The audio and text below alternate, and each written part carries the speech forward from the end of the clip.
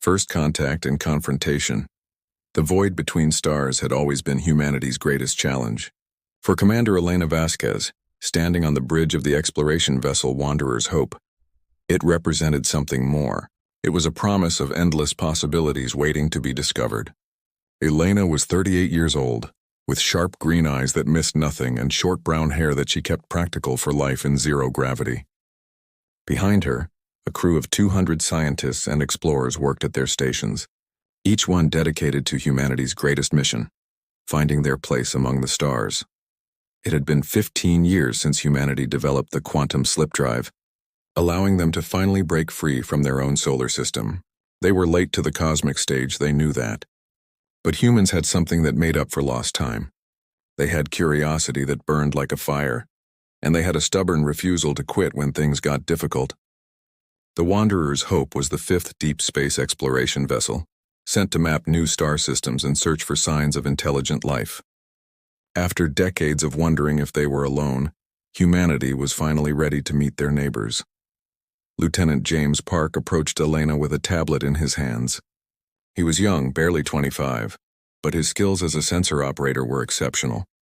"Commander, we're picking up multiple energy signatures in the next system. They're artificial, definitely not natural phenomena." Elena felt her heart rate increase. This was it, the moment humanity had been preparing for.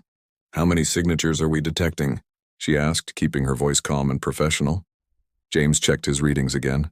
15 large vessels, ma'am. They're in a defensive formation around the fourth planet. The energy output suggests advanced fusion or possibly antimatter reactors. Their technology level appears to be significantly beyond ours. Elena nodded slowly. She had trained for this scenario at the Academy. First contact protocols were clear. Approach with caution. Broadcast peaceful intentions and under no circumstances show aggression. Reduce speed to 1/4. Prepare the universal greeting package. Open all communication frequencies. She turned to face her crew. "Everyone, this is what we came out here for. Stay calm.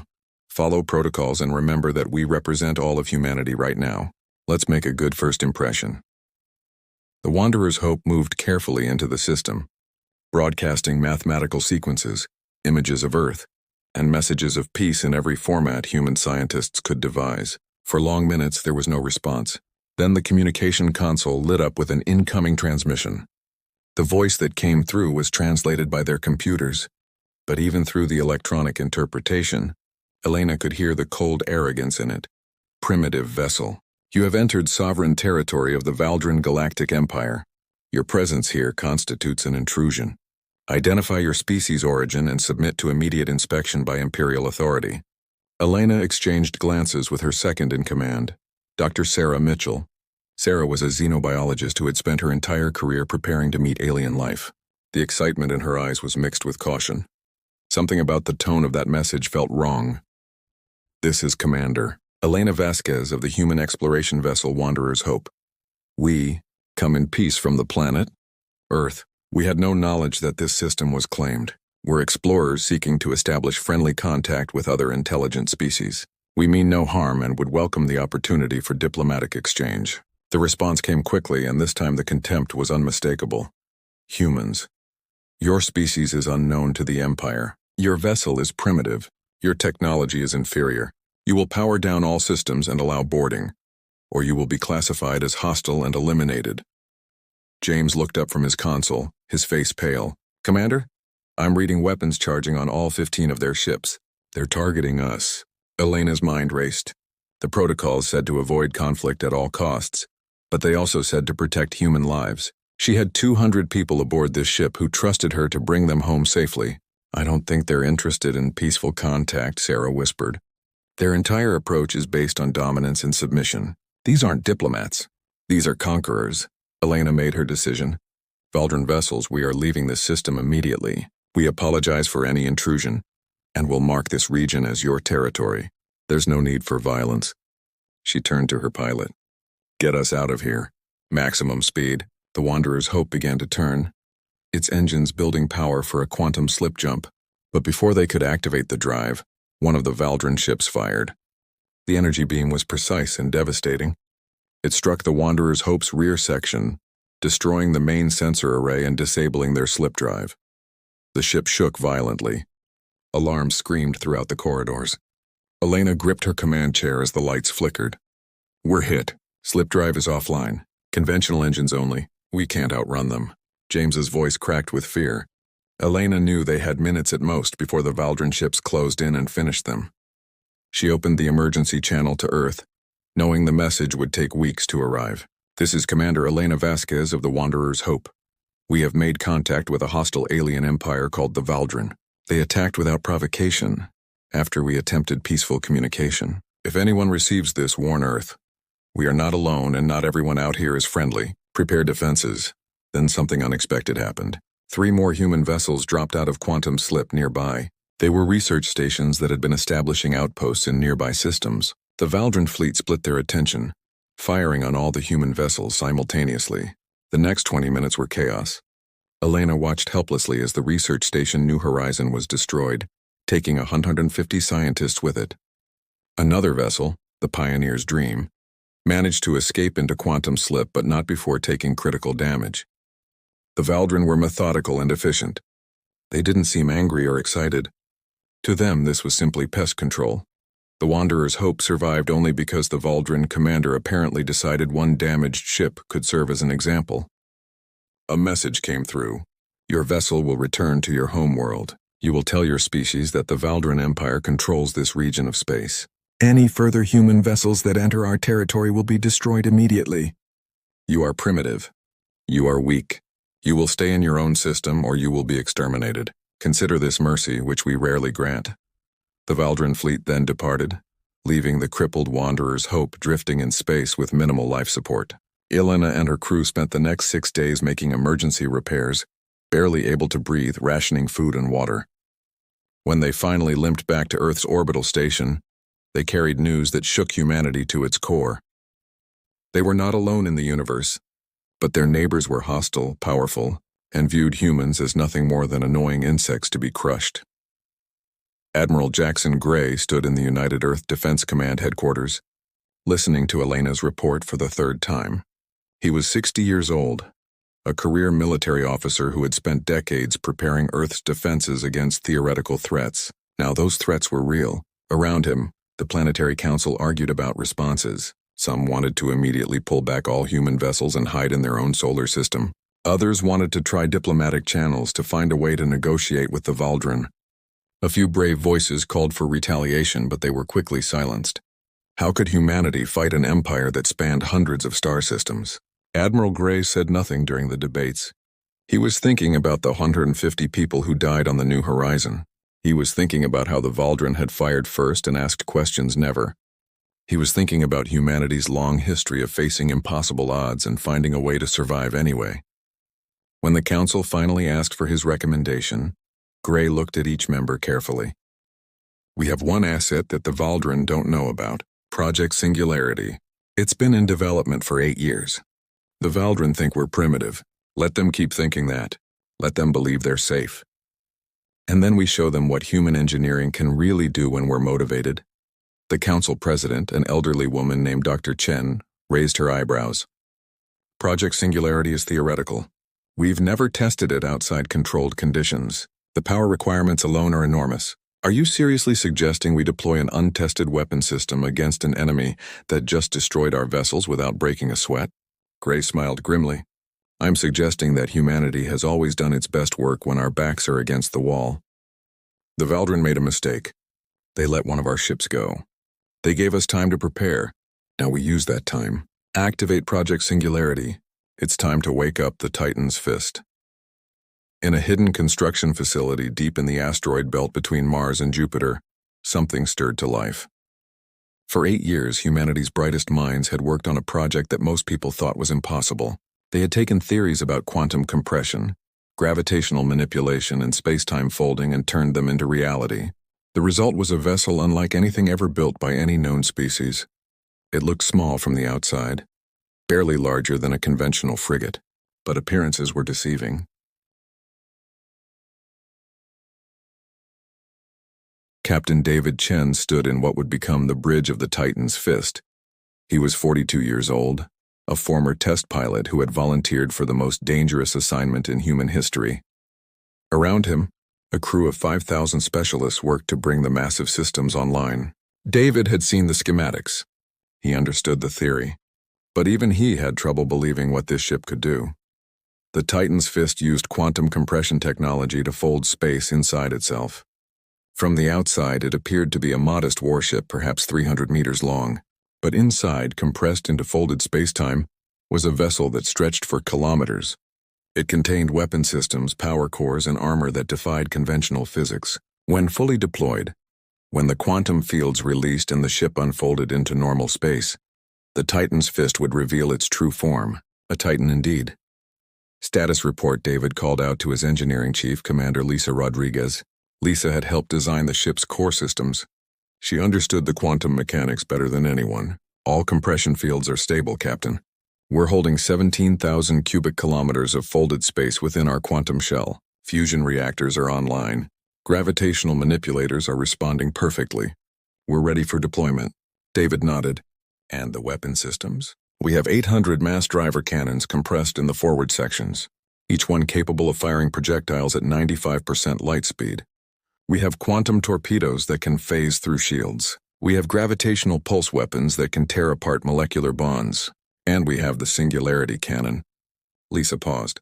Sir, the singularity cannon is still theoretical. We've never fired it outside simulations. David turned to look at the massive chamber that housed humanity's most powerful weapon. The singularity cannon could create a controlled micro-black hole and project it at enemy targets. It was dangerous. It was possibly insane. It was also humanity's answer to an empire that thought they were primitive. If we need it, we'll use it. Right now, focus on getting us to the Valdrin staging ground. Admiral Gray wants us to send a message these aliens won't forget. The Titan's fist launched from its hidden dock, appearing to Valdrin long-range sensors as nothing more than a small human warship. Pathetic, Emperor Krath thought when his intelligence officers showed him the vessel approaching their territory. The humans dare to send one tiny ship against our empire? Destroy it. Make an example. Let the humans know the price of defiance. 800 Valdrin warships moved to intercept, their commanders confident and unconcerned. They were about to discover that humanity's greatest weapon wasn't their technology, it was their ability to surprise. The battle and revelation, the Valdrin staging ground at Sector 447 was a sight that would have terrified most species in the galaxy. 800 warships floated in perfect formation, each one a masterpiece of imperial engineering. Their hulls gleamed with energy shields that could deflect plasma fire and laser beams. Their weapons were powerful enough to crack planets. They had conquered 200 star systems with these vessels, and they had never lost a battle. Today they expected another easy victory. Admiral Vex Thor commanded the fleet from his flagship, the Eternal Dominion. He was a Valdrin of high rank, with 4 eyes that could see across multiple spectrums and mandibles that clicked with satisfaction as he reviewed the tactical displays. A single human vessel was approaching their position, moving at what the Valdrin considered laughably slow speeds. The ship appeared to be some kind of military frigate, barely 300 meters long. Vex Thor had destroyed cargo haulers larger than that. Scan the human vessel, he ordered his science officer. Tell me what weapons they dare to bring against the Empire. The science officer worked his console for several minutes, his mandibles clicking in confusion. Admiral, the readings are strange. The vessel's mass doesn't match its size. We're detecting significant gravitational distortions around the hull. The energy signature is also unusual. Multiple fusion reactors, far more than a ship that size should need. Vex Thor waved a dismissive claw. Primitive humans with inefficient technology. They probably need 10 reactors to do what our ships accomplish with 1. Prepare all vessels for engagement. When they enter weapons range, destroy them instantly. I want this finished before the midday meal. Captain David Chen sat in his command chair aboard the Titan's fist, watching the Valdrin fleet through his sensors. 800 ships. He had known the number intellectually, but seeing them spread across space like a swarm of deadly insects made his mouth go dry. His crew was silent, everyone focused on their stations. They had trained for this moment, but training and reality were very different things. Commander Rodriguez, David said quietly. How are our compression fields holding? Stable and ready for deployment, Captain. All systems show green across the board. David nodded. He opened a ship-wide channel. All hands, this is the captain. In a few minutes, we're going to do something that has never been done before. We're going to show an alien empire that humanity doesn't back down. We don't surrender. And we definitely don't let bullies push us around. Every one of you volunteered for this mission knowing the risks. You're the bravest people I've ever known. Let's make Earth proud. Prepare for quantum field release.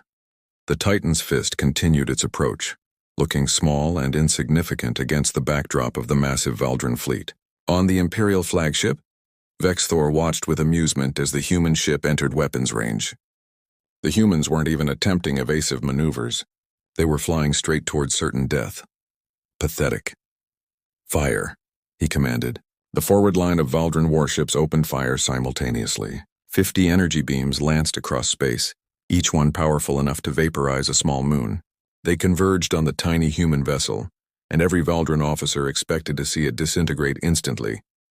Instead, something impossible happened. The beam struck an invisible barrier around the Titan's fist and simply stopped. The energy dissipated against what appeared to be folded space itself. The gravitational fields around the human ship were bending space so severely that the energy weapons couldn't reach the hull. They were firing at a target that existed in a different dimensional layer. Impossible, Vexthor whispered. Nothing can generate gravitational fields that strong. What are these humans? David smiled as the Valdran weapons fire splashed harmlessly against their quantum shields. Their faces must be priceless right about now. Commander Rodriguez, release the compression fields. Show them what we really are. Lisa's fingers flew across her console. Releasing quantum compression in 3, 2, 1, release. The change was instantaneous and stunning. The small 300-meter frigate began to unfold like a flower blooming in fast motion. Space itself seemed to tear and reshape as folded dimensions expanded into normal reality. The Titan's fist grew larger and larger, its true form emerging from the quantum compression that had hidden it. Within 10 seconds, the vessel had expanded to its full size. 5 kilometers long, 2 kilometers wide, covered in armor plating that was backed by folded spacetime itself. Weapon ports opened along its hull like the eyes of a waking giant. 800 mass driver cannons extended from their compressed housings. Torpedo tubes loaded with quantum warheads cycled to firing positions. And at the bow, the Singularity cannon began charging with power that made nearby space ripple. The Valdran fleet fell into chaos. Their sensors were screaming contradictory data. The human ship had just violated every known law of physics. Nothing could unfold from compressed space like that. Nothing could hide that much mass in such a small volume. It was impossible, yet there it was, hanging in space like a predator that had just revealed its teeth. On the Eternal Dominion, Vexthor stared at his displays in disbelief. His 4 eyes blinked in a pattern that indicated extreme stress. What is that thing? Get me an analysis immediately. The science officer was frantically working his console, but his voice shook when he responded. Admiral, I don't know. Our computers are trying to classify it, but nothing matches. The mass readings alone are off the scale. That vessel has approximately the same mass as one of our battle stations. How did they compress it into such a small space? And the energy output, sir? They're generating more power than our entire fleet combined. David didn't give them time to recover from their shock. All weapons, fire at will. Target their command ships first. The Titan's fist opened fire, and the Valdran learned what human weapons could do when humans were truly motivated.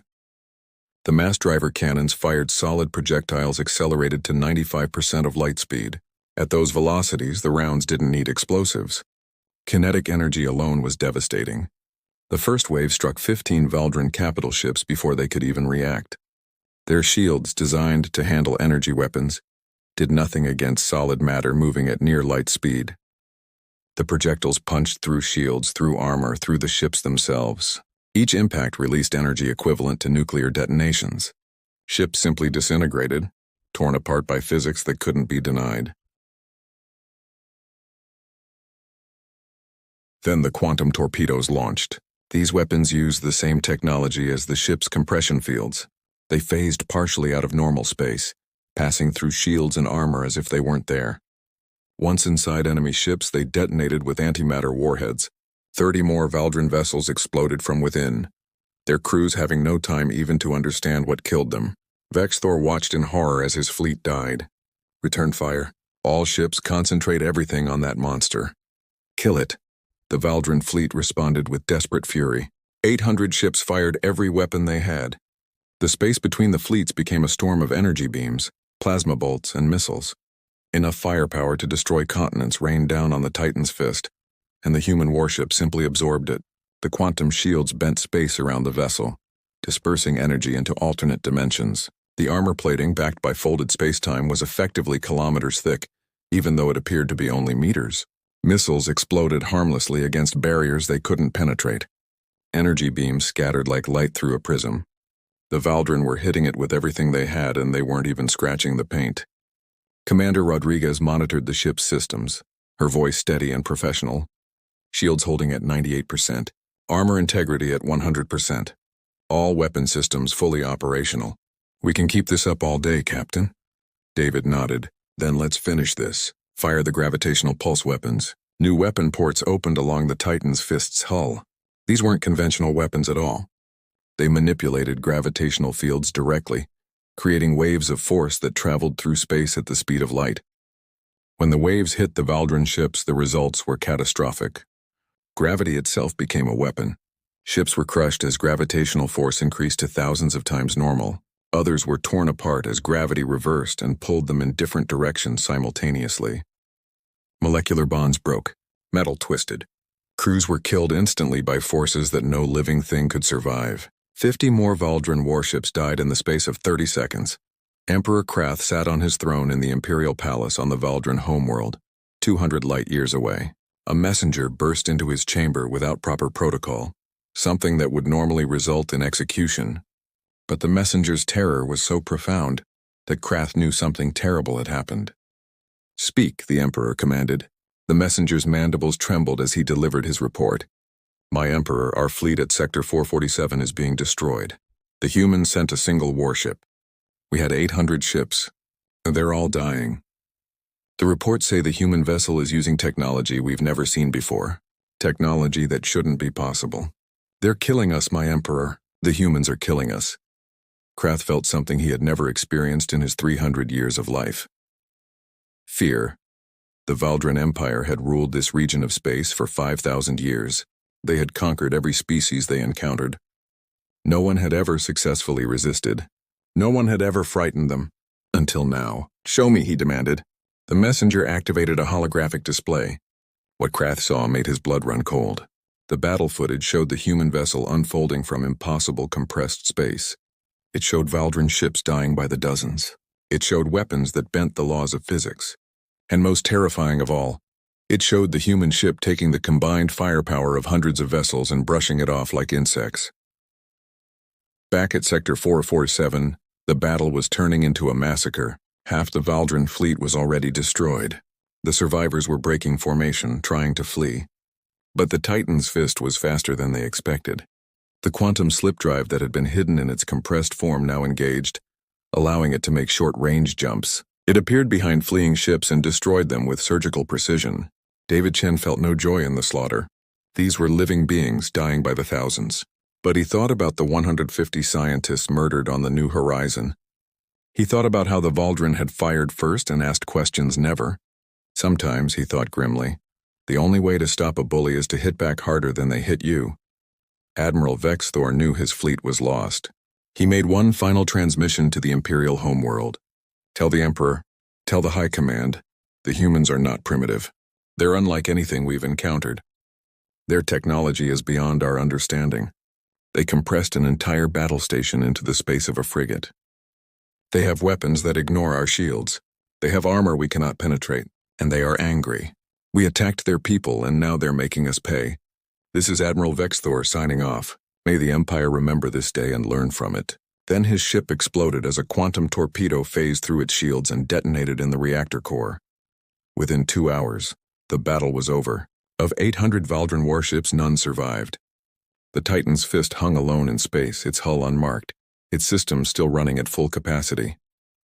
David opened a communication channel, broadcasting on all Valdren frequencies. "This is Captain David Chen of the United Earth Defense Force warship Titan's Fist. You attacked our people without provocation. You murdered our civilians. You called us primitive and weak. Today you learned the truth. Humanity doesn't start fights, but we finish them. This is your only warning. Leave human space alone. Leave our ships alone. If any Valdren vessel attacks any human vessel again, we will return. And next time we won't stop with one fleet. We'll come for your homeworlds. Test us if you doubt this. We'll be waiting." The message was received across the Valdran Empire. Emperor Krath listened to it 3 times, and with each repetition, he felt his confidence crumbling. The humans had done the impossible. They had taken Valdran arrogance and shattered it completely. He called an emergency meeting of the High Command.